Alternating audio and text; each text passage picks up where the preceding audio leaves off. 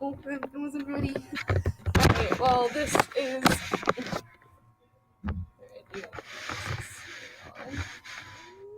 This is our theme discussion. Um, So for the first question, so for is the 2 to 3 main themes of the book, we thought the two biggest themes of the book were selfishness and fear. Most of the characters displayed those multiple times throughout the book. So we'll start with theme one, which is selfishness, and I think it can be very clearly seen through Donna and her cheating. Um, the reason why she was explaining to Vic why she cheated on him was because she wanted to feel young again. Like she didn't give a crap. Oops, she didn't care about their marriage or like the vows they took or their kid or anything. It was a very selfish and kind of, in my opinion, stupid reason. Yeah. Very stupid, yeah. Because the quote on page 145, she says, "And the only place to run from the future is into the past." So I started flirting with him. Right. So she didn't want to be a bored housewife, so she had an affair, which it just kind of makes me sick to my stomach, right? Yeah. Yeah, and I mean, also with selfishness, Steve was really exemplary of that. When he's fighting with Donna, and like it gets really ugly when she's trying to break it off, and he just basically tells her no. He says, "What you mean is that you had a little itch, and it's scratched, right? Who gives a crap about how I feel?" That's kind of showing how he really doesn't see it from like anyone's point of view but his own. All the trouble that it caused her, he thinks like he's the only one that's had any trouble with it. Right. It's more about me. Why are you doing this to me? Instead of like just kind of respecting her and like letting it break off. It was very all about him and why it made him upset. And then, again, you can see it through Charity using her kid as a tool and to get what she wants on page 134. You let him go down with me to Connecticut, and I'll let him go up to Moosehead with you come deer hunting season. So she kind of bargained her kid so she can go see her sister, which is selfish, and you shouldn't use your kids against like your husband. Like you shouldn't be like, well, they're a person, they're not a tool you can use. Right. And for a connection to another book, I thought that the theme of selfishness is also very apparent in The Glass Castle, in both this book and The Glass Castle. It plays a major role in destroying family relationships. Just kind of in The Glass Castle, there's like the parents that throughout the entire novel just put what they want and what they think is normal and how they should parent above the basic needs of their children. Right.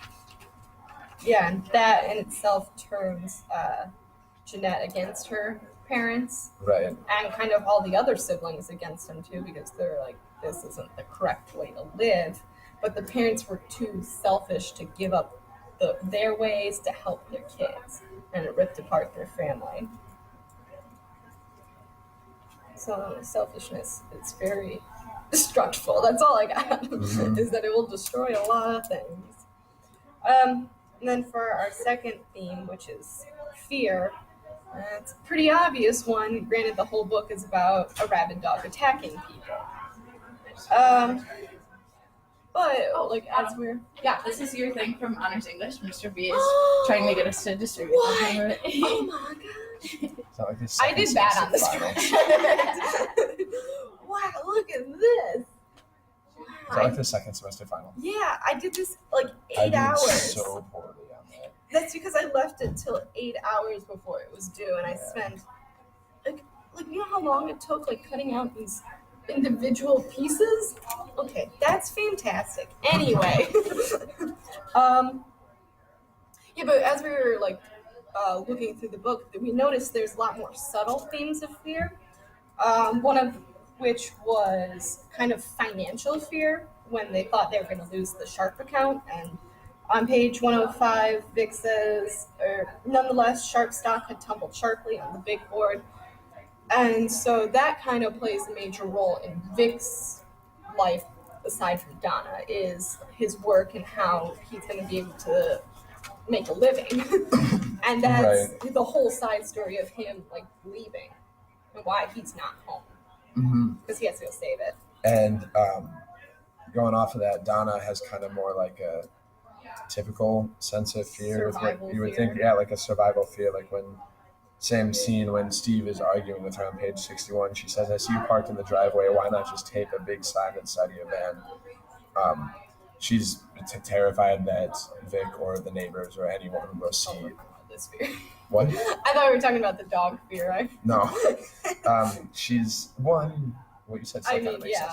So. She's just afraid that her life will kind of fall apart if this is found out. Right. I mean, I guess it's still survival, but it's social survival. Social survival, that's a good way to put it.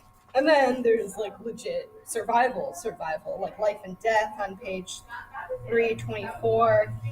Quote, "The heat scared her. It scared her for herself and even more for Tad, what it might be taking out of him." Because the majority of the book is spent in a hot car where they have no food, no water, and there's a dog waiting to attack them.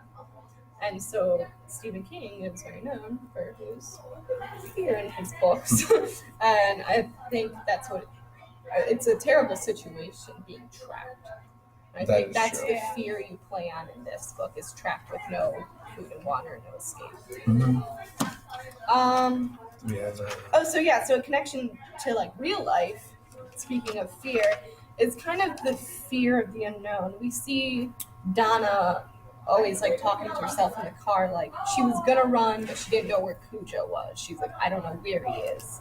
He could be out there, he could not be out there. And we kind of related it back to seniors, because there are some people that are very nervous. Don't really know what's going to happen from now. Yeah. Right. The college is kind of the unknown, and it's scary to leave the comfort of the high school or the comfort of your own car. That's very true. And go out, because you don't know what's out there. You don't know if you're going to get bitten or you're going to survive. Yeah, that's a good analogy. Right. Because you don't know what to expect in the future. You guys came up with something like really deep and intellectual to think about. I just put down, I have a fear of dogs. That's my connection. Because I'm pretty sure Donna's not going to want to go near a dog anytime soon. That's actually beautiful. Oh yeah, like I was just pretty scared of dogs. No, my neighbors were scared of dogs, and then they got a dog, and she got over it. Like, I want a dog, but I am afraid of dogs. It's very contradictory. Don't you have like 3 chihuahuas? All chihuahuas? I have 2 really fat chihuahuas, and then 1 very nervous Papillon. He's on medication for his anxiety. Do we have anything else? I think that's it. Okay. All right, we did it.